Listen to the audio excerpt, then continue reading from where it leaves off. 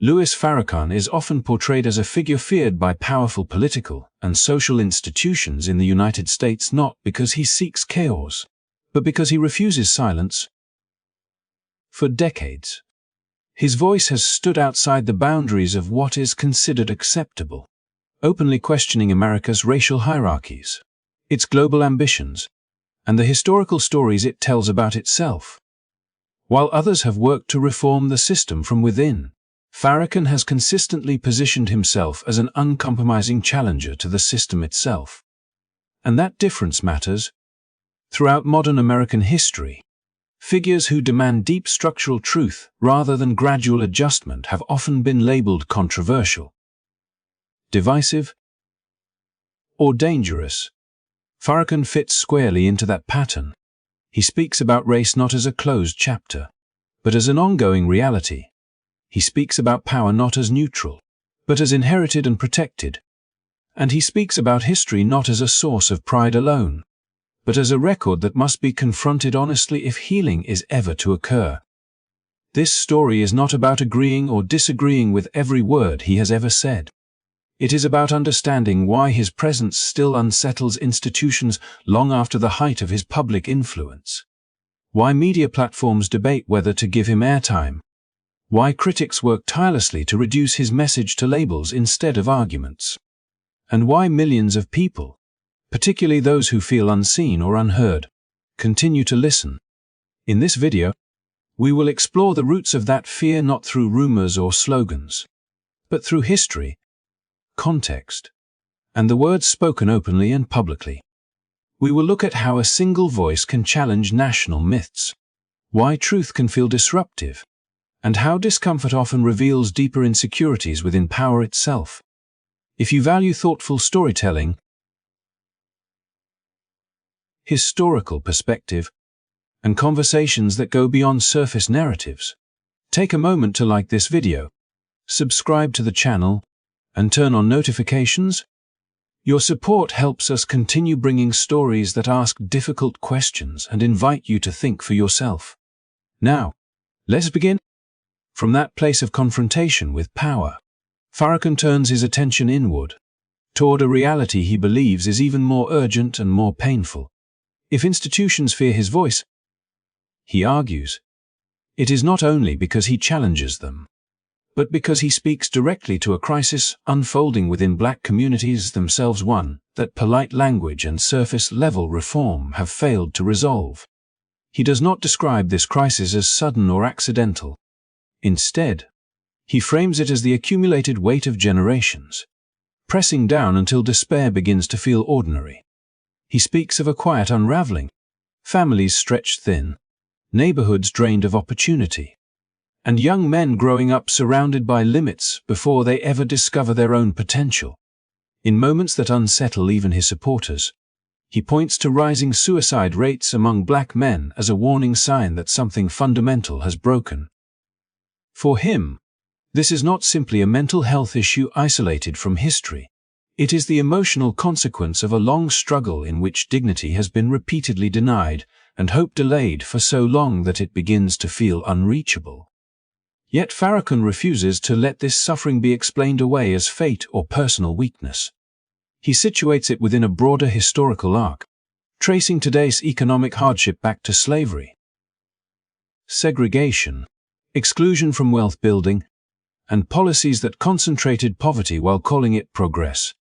He argues that when people are systematically cut off from ownership, stability, and respect, the damage does not end with material loss.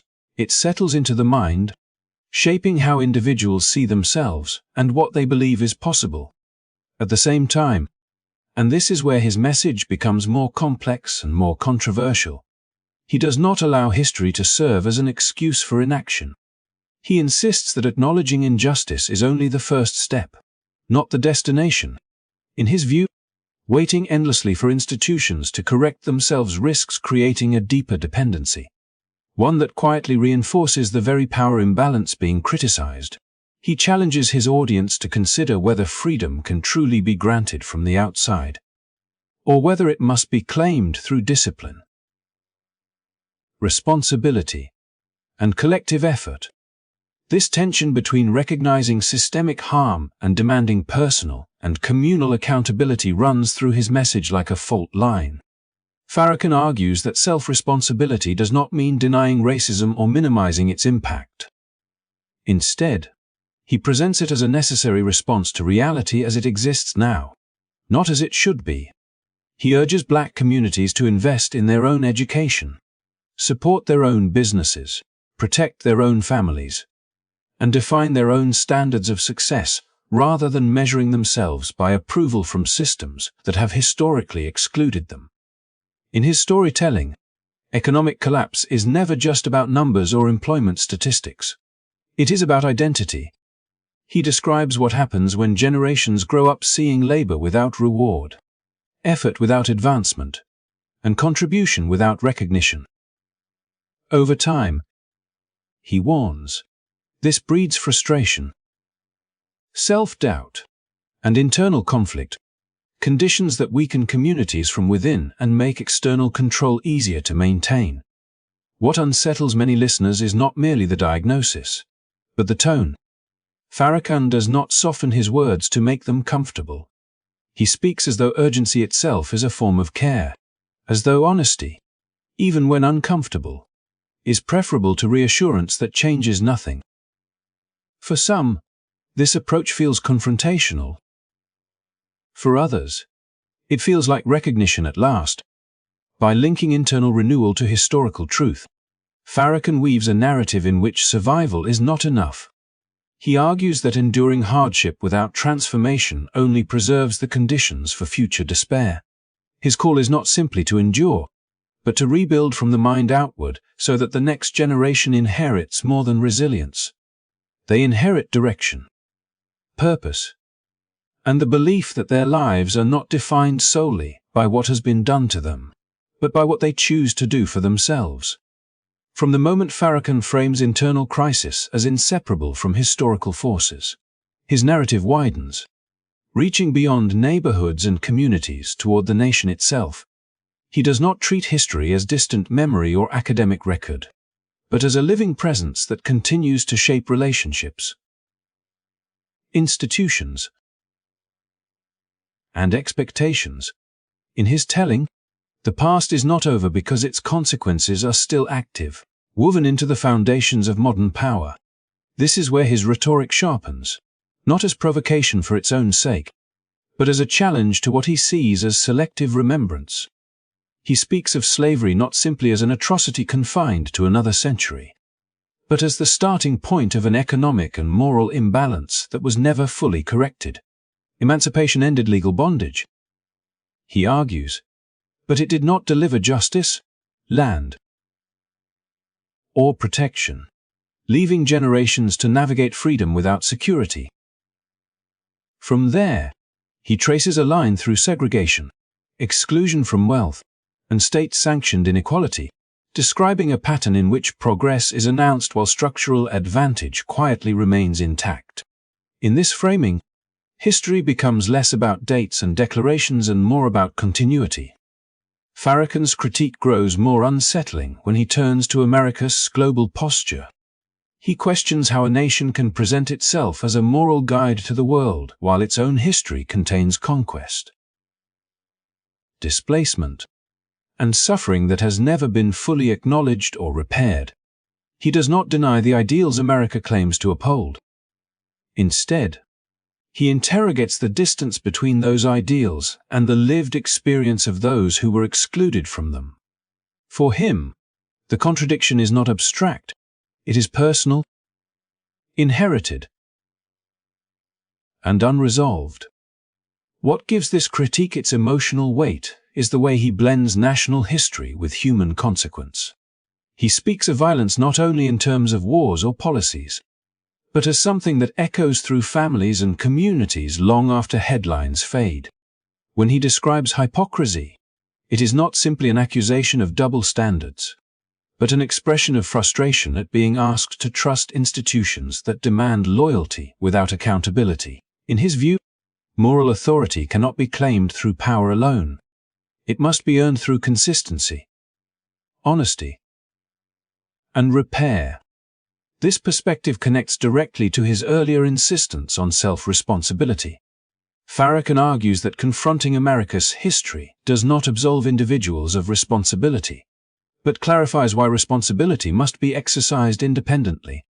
If a system was never designed to deliver fairness, he asks, why should liberation depend on its approval? His rejection of America's moral leadership is not a rejection of moral values themselves, but a refusal to accept instruction from a narrative that, in his view, omits too much truth.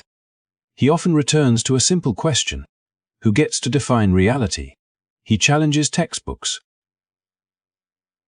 political speeches, and media portrayals that emphasize triumph while minimizing cost.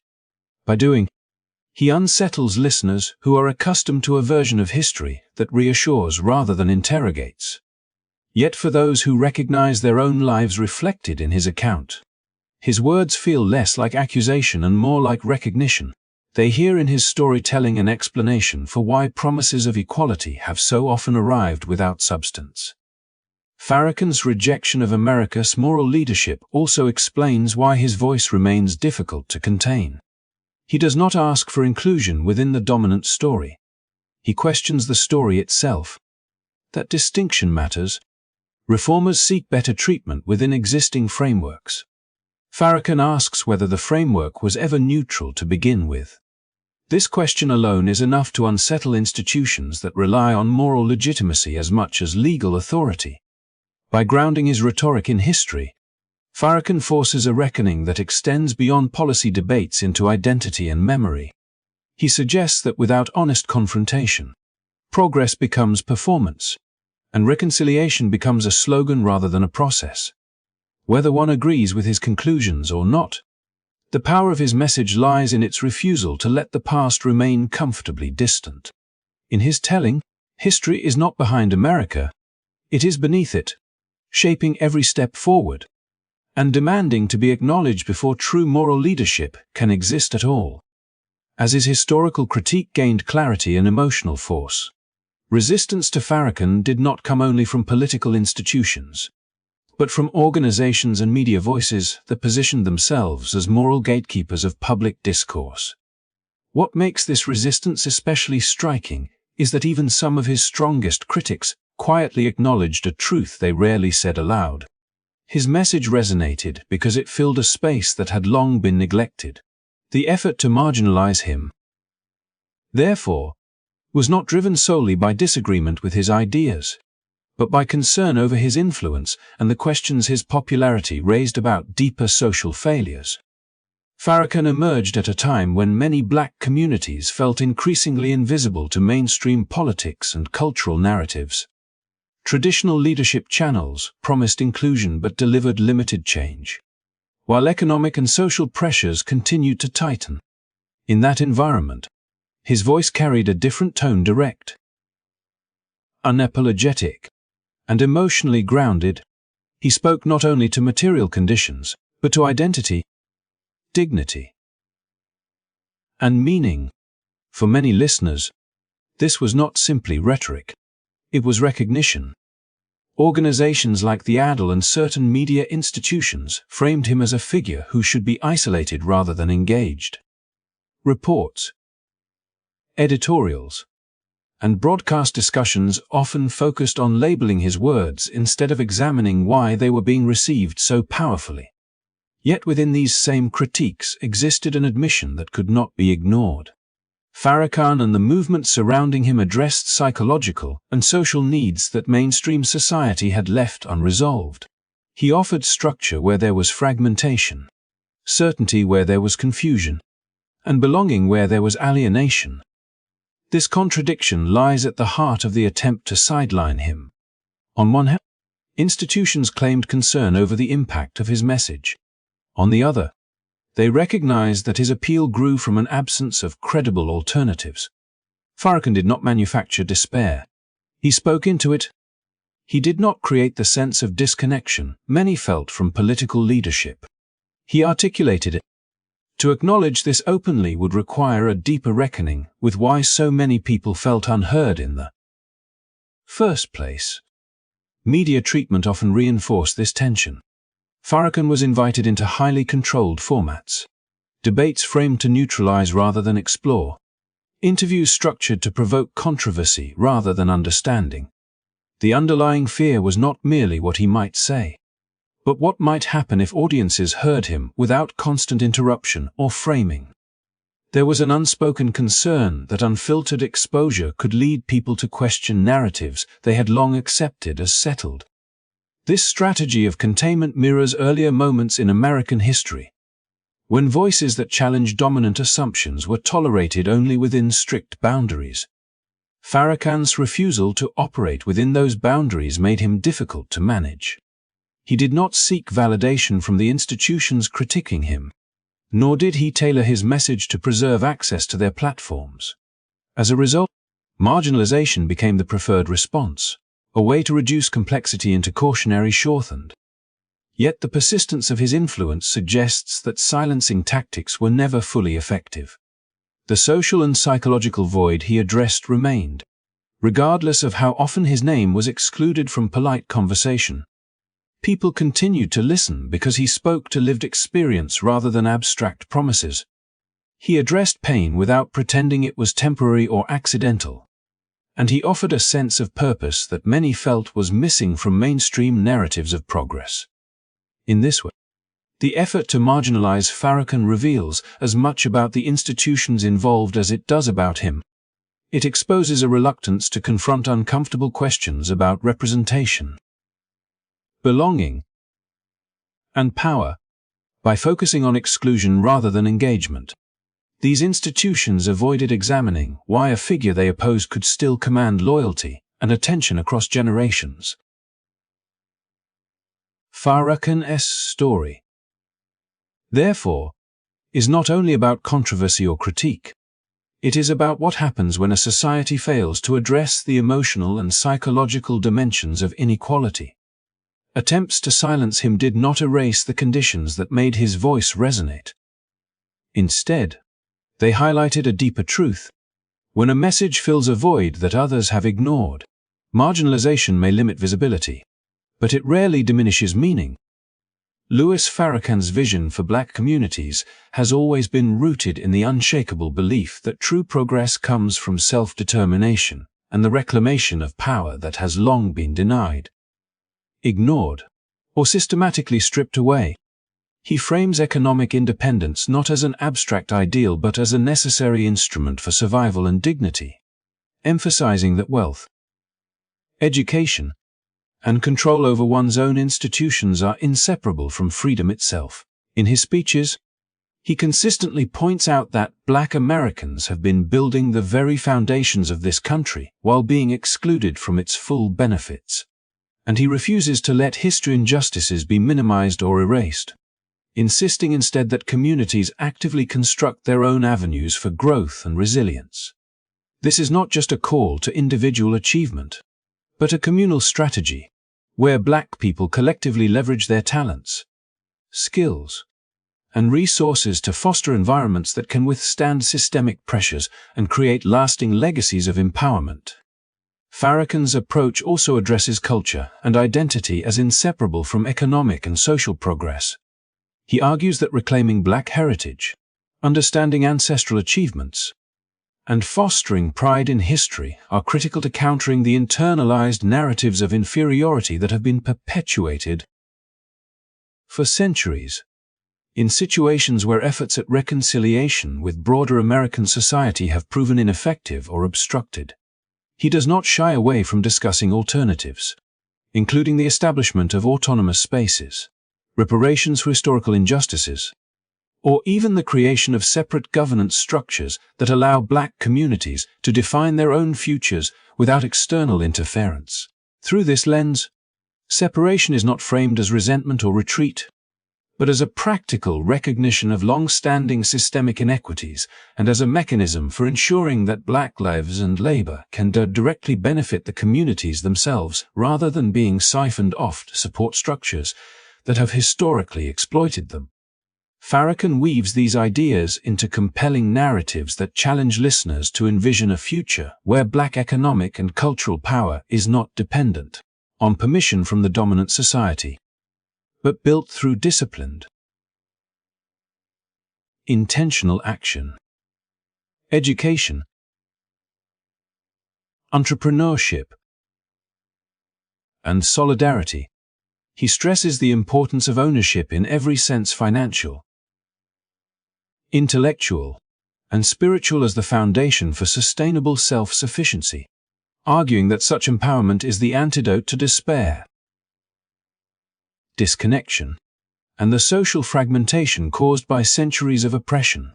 In these teachings, one sees a consistent thread: a refusal to allow historical suffering dictate the limits of what Black communities can achieve, coupled with a clear-eyed assessment of systemic obstacles and a roadmap toward self-defined success. Farrakhan's rhetoric invites both reflection and action, demanding accountability from external systems while inspiring internal cohesion. And it is precisely this combination of uncompromising clarity, moral audacity, and practical guidance that has cemented his role as a figure who both unsettles established hierarchies and galvanizes generations toward independence, resilience, and communal flourishing. As we draw this story to a close, it becomes clear why Louis Farrakhan remains a figure that evokes both admiration and apprehension. A leader whose very presence unsettles established institutions while inspiring countless individuals to reclaim agency over their lives and communities. His fearlessness is not performative; it is rooted in decades of unwavering conviction, a refusal to bend or dilute his message to appease those who prefer the status quo. Time and again, he has faced scrutiny, criticism, and organized attempts to marginalize him, yet he continues to speak with clarity and courage, challenging social norms, historical narratives, and entrenched systems of power. This refusal to apologize or temper his words highlights a rare quality in leadership: the ability to confront uncomfortable truths without compromise, to insist that justice, dignity, and self-determination are not negotiable. Farrakhan's theological perspectives add another layer to his influence, intertwining spiritual insight with social critique in a way that resonates deeply within communities searching for meaning, empowerment, and guidance. His capacity to mobilize masses stems not from coercion but from the authenticity of his vision, offering a framework where economic independence, cultural pride, and communal cohesion become actionable goals rather than abstract ideals. For those who have long been excluded from systems of power, his message fills a critical void, empowering individuals to see themselves as agents of change rather than passive participants in their own history. It is precisely these qualities: fearlessness, uncompromising integrity, theological depth, and the ability to galvanize collective action that make him threatening to established power structures that historically resist independent Black leadership. Farrakhan does not merely critique. He proposes alternatives, challenges dependence, and models a vision of community self-sufficiency that cannot be easily contained or ignored. The discomfort he generates is a testament to the truth in his words and the potency of his ideas. And it reminds us that meaningful change often arrives wrapped in tension and resistance. As we reflect on this journey, we recognize that understanding figures like Louis Farrakhan is not about uncritical admiration or dismissal, but about engaging with the complexity of leadership that dares to confront injustice and envision a more equitable future. Thank you for joining this exploration, for taking the time to listen, reflect, and consider the broader implications of his message. If you found this story insightful, inspiring, or thought-provoking, do not forget to like, subscribe, and hit the notification bell so you can stay updated on more stories that challenge perspectives and illuminate truths often overlooked. Your support allows us to continue sharing narratives that matter, sparking conversations that empower, educate, and encourage action.